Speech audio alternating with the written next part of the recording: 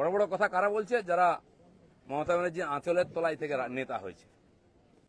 আরো বড় বড় কথা বলছে, অনেকে চরিত্রের কথা বলছে, যারা কালীঘাটের উচ্ছিষ্ট খেয়ে জীবন কাটিয়েছে, আজকে বিজেপির উচ্ছিষ্ট খেয়ে বেঁচে আছে, তারা দিলীপ ঘোষকে ক্যারেক্টার সার্টিফিকেট দিচ্ছে। কি ত্যাগ করেছেন?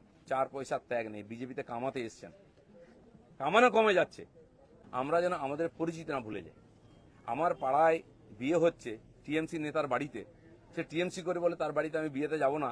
এই ধরনের জঘন্য নিম্ন রুচির রাজনীতি দিলীপ ঘোষ করে না, করবেও না। এটা আমি ঘৃণা করি।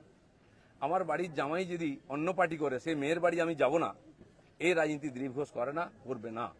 যারা করতে চাইছে এটাকে, বিজেপিকে এই অপসংস্কৃতি আনতে চাইছে, তারা বিজেপি জানে না, তারা দিলীপ ঘোষকে চেনে না, এর পিছনে কত ত্যাগ তপস্যা আছে জানে না। যারা 21 সালে এসছে, 20 সালে বিজেপিতে এসছে না, তারা বিজেপি বুঝতে পারবে না। কেউ কেউ আরএসএস দেখাচ্ছে, কেউ কেউ হিন্দুত্ব বোঝাচ্ছে। দিলীপ ঘোষকে হিন্দুত্ব বোঝাবেন না। আমার কাটলে গায়ে হিন্দুর রক্ত বেরোবে, বিজেপির রক্ত বেরোবে।